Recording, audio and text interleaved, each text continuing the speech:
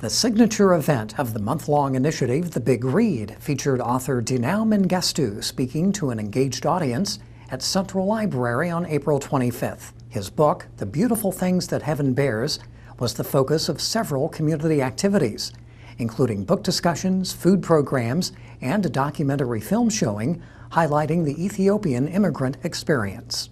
My family left Ethiopia shortly after I was born, and when we did so, we gave up a country. But we lost that country even before we stepped on the plane. My father's brothers were dead or had disappeared during the revolution. Other uncles were arrested, and so by the time we came to America, our house was already full of ghosts.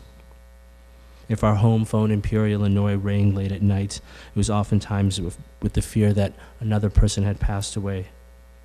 And so growing up from 7,000 miles away, we mourned the death of my grandfather, my uncle, cousins, friends, none of whom I would ever be able to remember. My father did his best to keep some of those people alive. I remember he would whisper his brother's name, Shibru, at random moments throughout the day. He would say it while he was driving me to school, or at the end of the day when we would take long walks through our little suburban town in Chicago.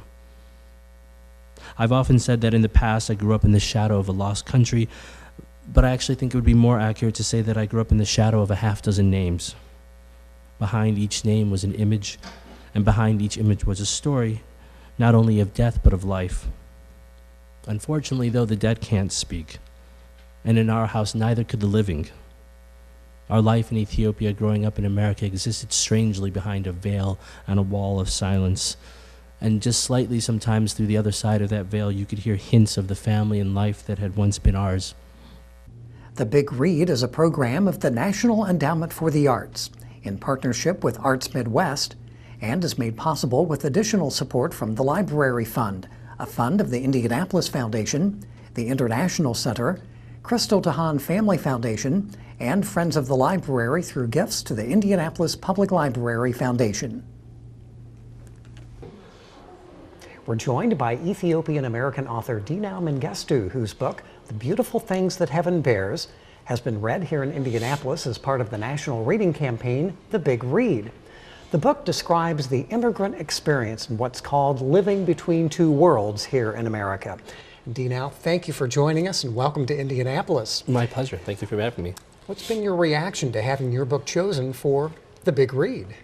Oh, I mean, it's a wonderful honor. When you see the list of books that are included on that, it's always hard to feel like you deserve to be in the same company as some of those wonderful writers, but it's also obviously great to have a chance to see the book take shape and take life in different cities all across the country. So it's been great. It's the recognition is wonderful, but even better is actually getting a chance to visit the different libraries across the country. Well, I mentioned the book describes that immigrant experience. The main character is an immigrant from Ethiopia who becomes a storekeeper in Washington, D.C., and his struggles of assimilating over time into the American way of life. How realistic or pertinent is that to the current experience that many immigrants are facing? Oh, I think it's incredibly pertinent now and always has been. You know, I think the experience of immigrants is basically this experience of America. People have been coming here trying to settle, trying to find homes, trying to find new lives. And what happens with my characters in the novel right now, I think, is pretty similar to what's been happening to immigrants across this country for generations now. We leave our homes, we come to America with lots of ambitions and desires and dreams, and sometimes we get to realize those, but other times we also have to deal with all the loss that comes with leaving home, all the loss that comes with giving up your country, your family, your friends, and having to recreate yourself. Your own experience is interesting. At 2 years old, 1980, you came to America.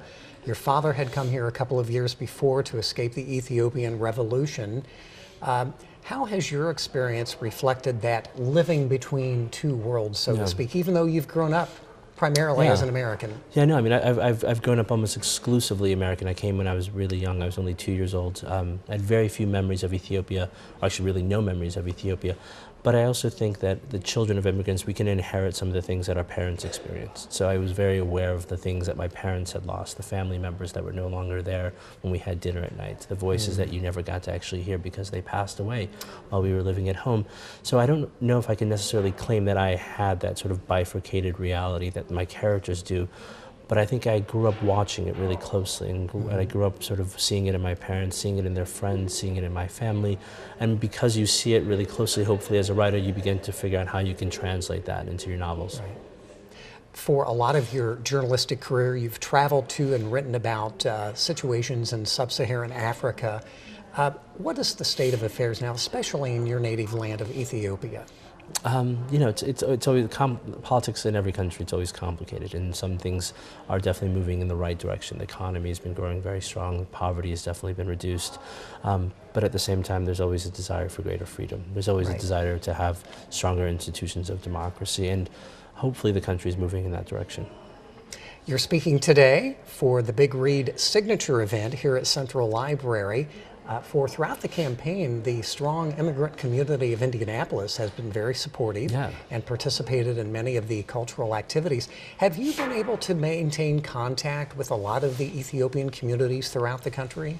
Yeah, no, I've had the pleasure of doing different events with different Ethiopian community organizations, definitely in places like Washington, D.C., where the novel is set and where there's a very strong Ethiopian community, but also in Chicago and Los Angeles and Seattle, because we know what happens when a diaspora community begins. It begins very small and localized, but after now a generation, we've sort of spread ourselves out across the country. Right.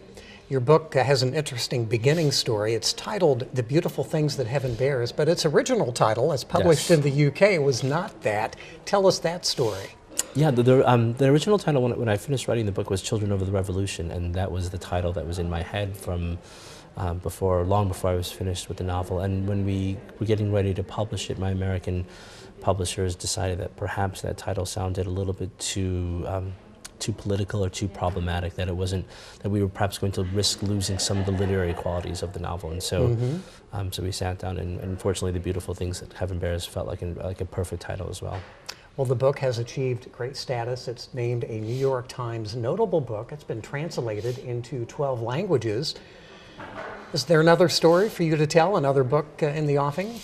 You know, not right now. Fortunately, I've had 3 books come out pretty close to one another, and all 3 books are in conversation. So after The Beautiful Things was finished, the next novel, How to Read the Air, was kind of waiting in the wings, and All Our Name is my 3rd novel, which was recently just published, was also kind of standing right behind that novel. So all 3 books have been a way of dealing with certain problems and certain issues that have been important to me. Well, thank you again for joining us. Best of luck in your pursuits. Thank you. And we encourage people locally to continue to read, as part of the Big Read here in Indianapolis, The Beautiful Things That Heaven Bears by Dinaw Mengestu. It's available for checkout from the library's catalog.